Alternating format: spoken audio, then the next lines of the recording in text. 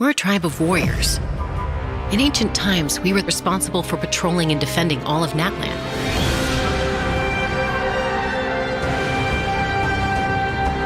So Oj Khan's still managing to sow discord, even after all these years. If you want to resolve a conflict through dialogue, sometimes you need a third-party facilitator. At this time and place, I'll bet the easiest person to find is...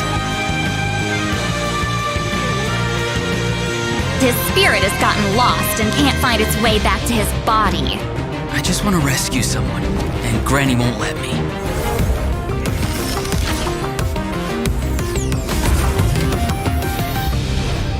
"500 years later, and it's resurfaced again. I worry that we risk repeating the mistakes of the Cinder City. As long as the soul is involved, I should be able to help. Be free! Take me up!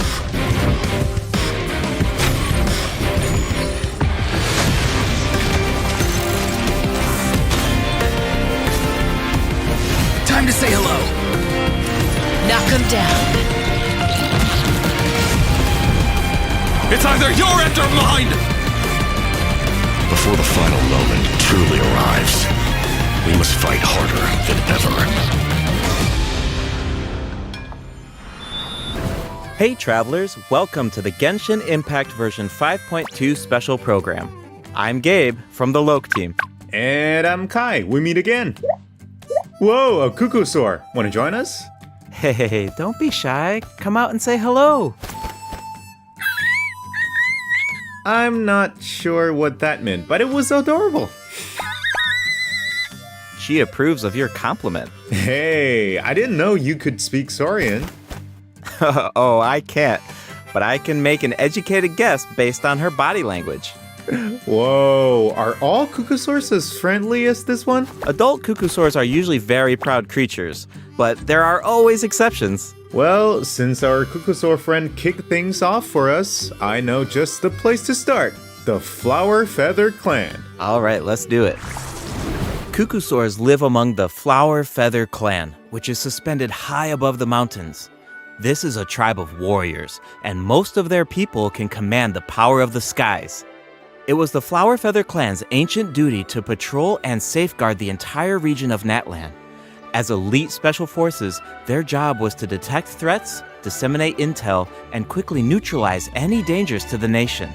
Though the circumstances are different now, the tribe never forgot its origins. They still hold trials to assemble the fastest teams in the tribe. The trials test a pilot's skill and teamwork with the cuckoosaurs. Oh, I'm so pumped about these cuckoosaurs. Yeah, cuckoosaurs are the proudest out of all the saurians. They know that they're the kings of the sky. Cuckoosaurs can consume phlogiston to climb higher or perform a horizontal roll in midair. Holding the sprint button allows them to enter an accelerated glide state after a horizontal roll. In addition, they can even use phlogiston wind tunnels to quickly cover great distances. Okay, so I'm assuming that cuckoosaurs are really hard to tame. Yeah, that's true. You need to prove yourself in some worthwhile feat, like demonstrating exceptional archery skill during flight. That's the only way to become a true cuckoosaur rider. Wow, that's so strict. Yeah, tell me about it. But okay, now that we've got a glimpse of the Flower Feather Clan, it's time for a quiz. What? Already? Yep, I hope you're prepared. Every tribe in Natlan has a unique way of communicating with their saurian companions. The members of the Flower Feather Clan use a special item to summon their cuckoosaurs. What is that item? A basket filled with their favorite foods? Here's a hint. We just saw the answer in the previous video. Oh, I remember now. Horn. Ding, ding, ding! Cuckoosaurs live far from the tribe and from each other, so in order to summon them, the tribe's people use whistles and horns to produce loud noises. So there's your overview of cuckoosaurs. Maybe they sound a little unapproachable compared to other saurians, but don't worry, travelers. If you get into a tough situation, then Chaska, the Flower Feather Clan's expert peacemaker, can help mediate the conflict. Knitch mentioned that her method of mediation is silencing both parties. Is that true? Well, that's only in special cases. Most of the time, Chaska barely needs to intervene. Everyone knows what she's capable of, so people usually find a way to set aside their differences when she shows up. Oh, so she doesn't just handle conflicts between humans and Saurians. She keeps the peace between people, too. Exactly. Chaska was corrupted by abyssal power as a child, so she has a strong compulsion to fight, but she knows how to rein it in. Right. I heard that she was abandoned as a baby. It seems like she's been through a lot. Yeah, but luckily for her, the Cuckoosaurs took her in and raised her as one of their own. In addition to hunting and flying, Chaska gained a lot of unique combat experience from her Saurian childhood. When Chaska is in your party, defeating monsters will restore phlogiston to your party. While she's in the Night Soul's blessing state, Chaska can ride and control her gun like a Cuckoosaur. The Soul Sniper doesn't just increase her movement speed and resistance to interruption, it also allows her to get a better angle on her enemies. Wow, that mid-air perspective is so cool. It seems so liberating. Yeah, and Chaska's fierce when she's in the zone. In the Night Soul's blessing state, Chaska's normal attacks deal animo damage to enemies in front of her. Unleashing a charged attack in this state will cause Chaska to enter a special aiming mode. This allows her to lock onto a set number of enemies within range and fire up to 6 Shadow Hunt shells, which deal animo damage upon impact. In addition, for every Pyro, Hydro, Cryo, or Electro character in your party, one of Chaska's Shadow Hunt shells will undergo an elemental conversion to deal the corresponding type of elemental damage. Whoa, no way! So Chaska can directly deal other types of elemental damage based on the characters in her party. And since she's an animal character, she can swirl them at the same time. That's awesome! Yeah, I know, right? Her elemental burst has a similar function too. Chaska fires a gale-splitting Soul Seeker shell during her burst, which deals animo damage. The attack then splits into 6 Soul Seeker shells, which continue to attack nearby enemies. These shells can also undergo elemental conversions. That's so cool! No wonder she's one of the strongest warriors in her tribe. Speaking of her tribe, the warriors from the Flower Feather clan are formidable for sure, but we should also shed some light on those who aren't as skilled. Oh, are you talking about the wingless? That's what the tribe calls people who fail the flight trials, right? They're the challengers who fail to earn the recognition of a Cuckoosaur. Exactly. But the name doesn't indicate that those people are weak or deserve to be cast aside. The Flower Feather clan has its own definition of strength. There's a tacit understanding that the wingless are supposed to be protected until they can fly by themselves. But that assumption is challenged in Tribal Chronicles Tlalocan. Someone will dare to ask, what if you didn't need a Cuckoosaur to fly? If you could change the rules, then maybe there wouldn't be any wingless to begin with. Now, whether that's the right path is for us to discover. Chaska will also be there to help us find the answer. So, be sure to check out Chaska's Tribal Chronicle if you're interested in what happens. Is there anything else that you can tell us? Remember how I mentioned that Chaska was raised by Cuckoosaurs? Yeah, tell us about it. Her Saurian mother will make an appearance in this quest. Even though she's joined human society, Chaska still goes to visit her Saurian mother on occasion, especially when she needs some help with a tough situation. Oh, so Chaska still has a soft side, even though she's a fearsome warrior. Definitely. The Flower Feather clan is also the setting for the Archon Quest Chapter 5 interlude, All Fires Fuel the Flame.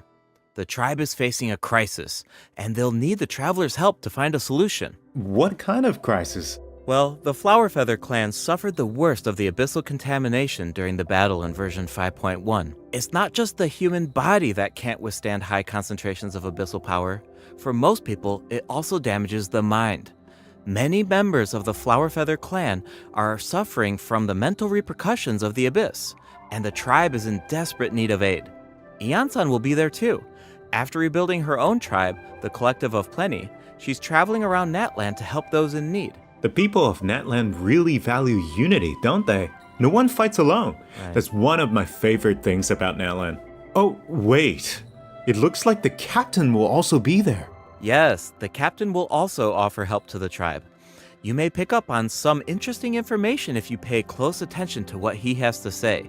The captain rarely gives away too much information in his regular interactions, but his secrecy here seems a little peculiar. So keep an eye out, but of course, restoring Natlan's fighting spirit remains the top priority.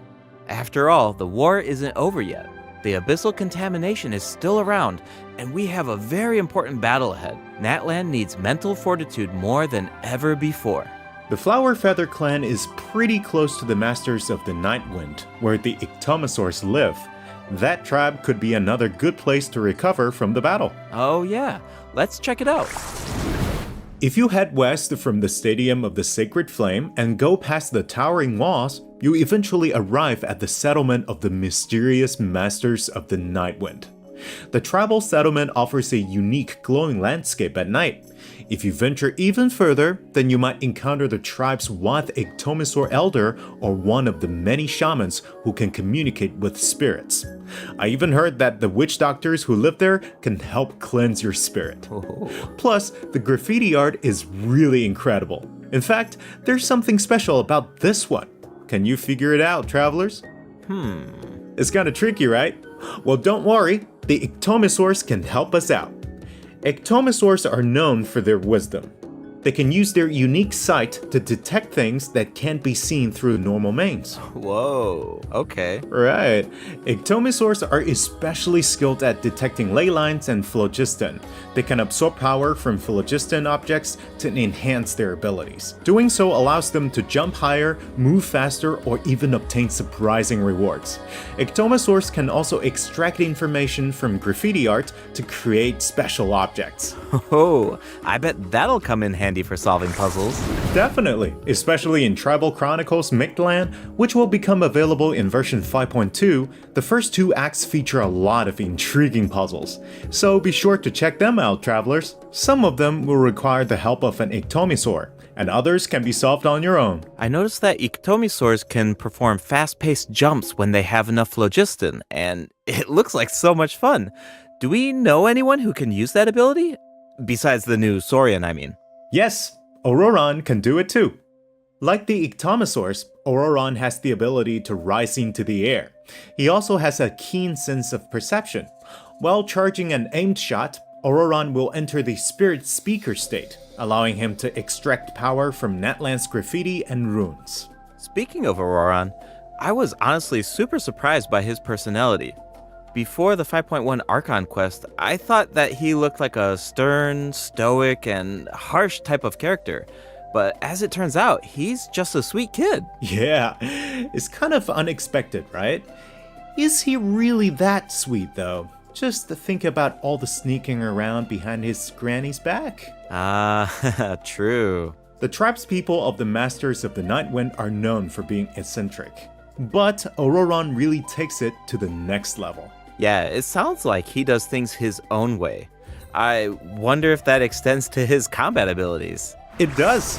Auroron is a bit different from the Natlan characters we've met so far. He doesn't need to depend on the Night Soul's Blessing state to gain Night Soul points, and he can maintain the Night Soul's Blessing state even while he's off-field. Ah, that does sound different from the other Natlan characters. So how do his abilities work? Let me start by explaining how Auroron gains Night Soul points. This can happen in multiple ways.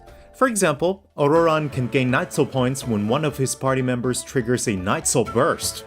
He can also gain them when other party members deal Hydro or Electro attacks to enemies after Auroron unleashes his elemental skill. Oh, then it sounds like he works well with Hydro and Electro characters. Yep.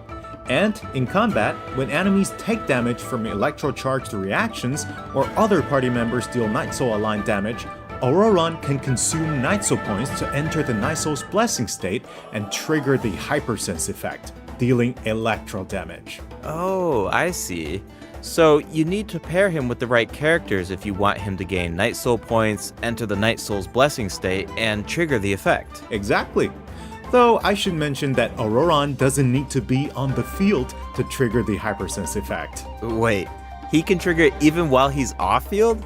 That sounds really useful. Totally. His elemental burst provides a convenient way to deal damage and support your party. Auroron performs an ancient reach roll with his burst to summon a supersonic Oculus, which taunts nearby enemies to draw them in. Once they're up close, the Oculus releases a sound wave to deal damage. That should be great for crowd control. Yes! With Auroron in your party, dealing with large groups of enemies should be a lot easier. And speaking of making things easier, Auroron can also improve the exploration experience by boosting the gliding speed of your characters. Awesome. Auroron really cherishes his friends. With a little teamwork on his side, I'm sure victory will always be within reach. Cool. So we introduced two of the upcoming regions in this update, the Flower Feather Clan and the Masters of the Nightwind. But there's more. Version 5.2 actually introduces another new region. It's called Ochkanatlan. Oh, I think we caught a glimpse of this ancient city when we were looking at the Flower Feather Clan. It's really beautiful from far away, but those clouds look kind of ominous. It looks completely abandoned. Is it dangerous? Yes, this is a restricted area in that land due to its severe abyssal contamination, and it seems uninhabited. Over the years, many adventurers have come here in search of treasure or to slay the dragon. Unfortunately, none of them have ever returned. The Flower Feather Clan often sends riders to patrol the area and to prevent people from getting too close. Wait, did you say slay the dragon? Yeah, I know we introduced some adorable saurians earlier, but this creature is actually really terrifying. It occupies this ancient city and guards it fiercely. If it detects an intruder, then it will attack without hesitation. Okay, that's pretty concerning. It's easy to take human-saurian coexistence for granted these days, but it actually took generations of effort to reach this point. This relationship wasn't nearly so harmonious in the ancient past. Travelers will need to explore Ochkanatlan to uncover the reason behind this dragon's rampage. Of course, travelers won't have to do this alone. Here, take a look. Oh, what's that? This is a very important companion who will help us explore Ochkanatlan. His name is Kokoik. As for his power, well, why don't you take a guess? Okay, is he our moral support? You know, maybe he could make a cute noise every now and then to cheer us up. Hey, let's not put our Tapetlosaur friend out of a job. Little one works really hard. Okay, then I've got nothing. Remember how I mentioned that Ochkanatlan is heavily corroded by the abyss? Well, that's where Kokoik comes in. We can use his power to clear abyssal contamination. Follow the direction indicated by his light to collect secret source scraps and enhance his power. Once Kokoik has enough power, you can take him to track down the evil dragon. What a useful little guy. I know, right? Now, travelers can explore Ochkanatlan with two companions, Kokoik and Little One. In fact, I've heard there's even a special token around here that can enable Little One to traverse a volcano. A new adventure with Little One awaits in version 5.2. This update will bring us one step closer to uncovering the mysteries of Little One's past. Familiar saurian companions can also help us explore Ochkanatlan. For example, with the help of a Kaholasaur, we can evade source mechanism attacks. With the help of an Ikitomisaur, we can solve certain puzzles. With the help of a Kukusaur, we might even be able to chase down the evil dragon. But we'll leave the rest for you to discover, travelers. Wait, are those some kind of lava fish? Does this mean we can fish in Netland? Yes, but I've got some friendly advice, travelers.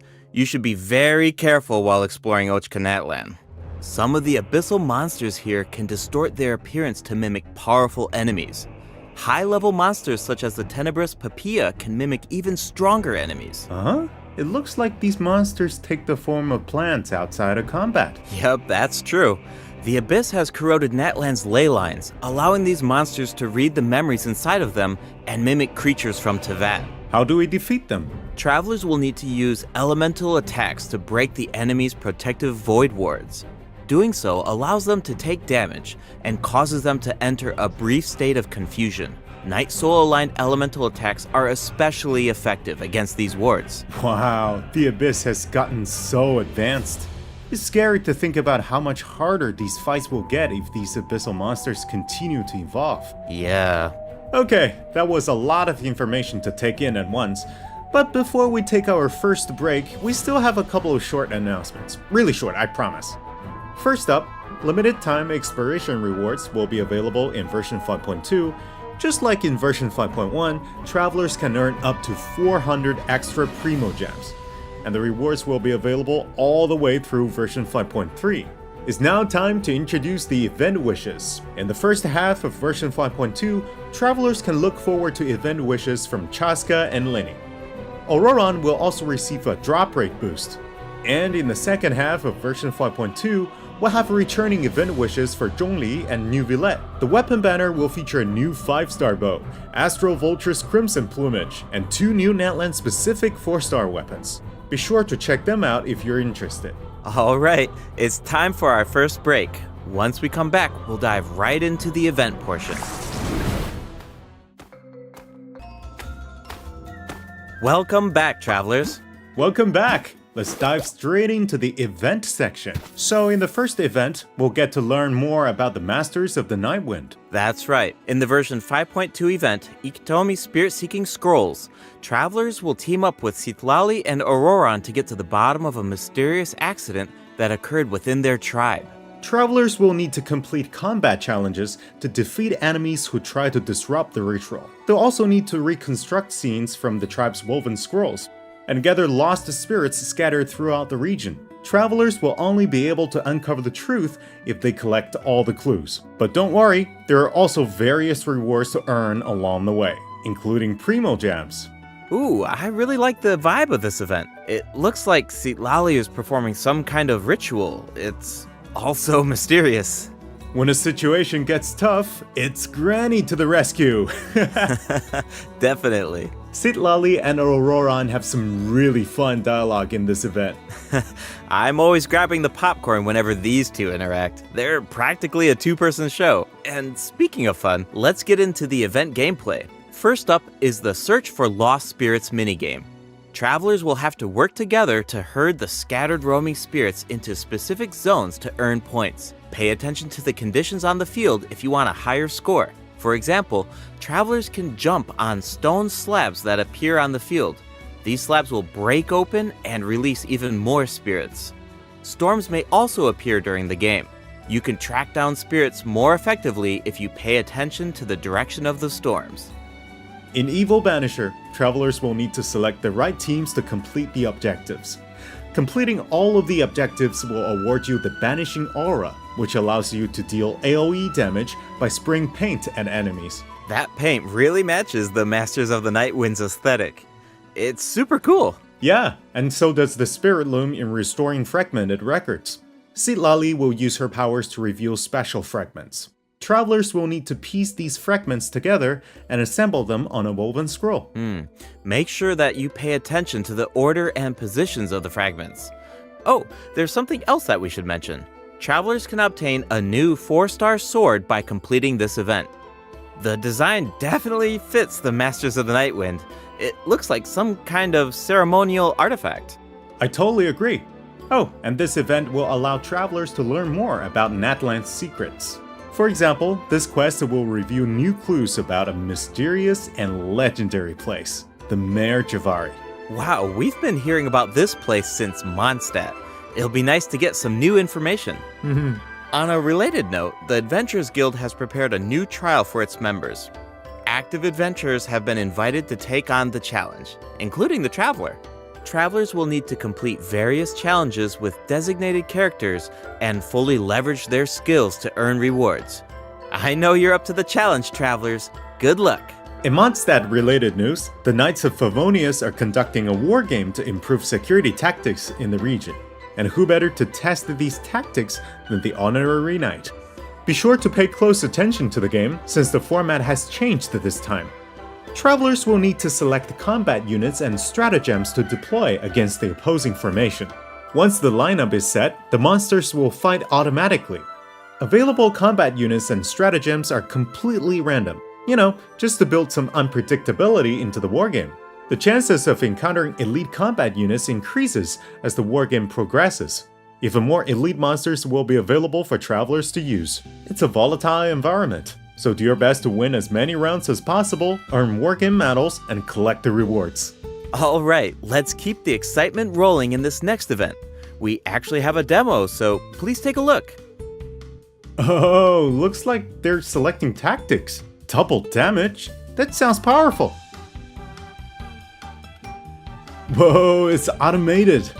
Cool! The elemental reaction effects are completely different. This brand new heated battle mode is called Automatic Artistry. Powerful support cards have been added for nearly every elemental reaction. Choose cards that align with your strategies to trigger powerful elemental reactions. The effects will change depending on how you play. In addition, the overall gameplay is very laid back. Characters will automatically duel each other and skill animations are now shorter in length. Wow, it's like we got a whole new Genius Invocation TCG after coming back from Natland. Talk about whiplash. That's right. Even if you've never played Genius Invocation before, I really recommend checking out this new gameplay mode in version 5.2. The new version will also bring a few updates to regular Genius Invocation TCG. Do you ever feel a little cooped up while you're playing card games? Well, don't worry about that. Our next event will give travelers the opportunity to enjoy the great outdoors. In Claw Convoy, travelers will need to help Lamia track down some adopted animals. Travelers will be able to see the animal's point of view by using a special tool. Once you've managed to deduce their location, you'll be able to track them down. Once the animals are safe and sound, travelers will receive a gift from the mysterious figure who adopted them. I feel like Auroron would really shine in this event. He's definitely an animal lover. I can see that. I'm sure that he would jump at the chance to meet animals from other nations. Yeah. Finally, the Leyline Overflow event will return in version 5.2. If you need Mora or character EXP materials, then keep an eye out. Alright, let's dive into some updates and game optimizations.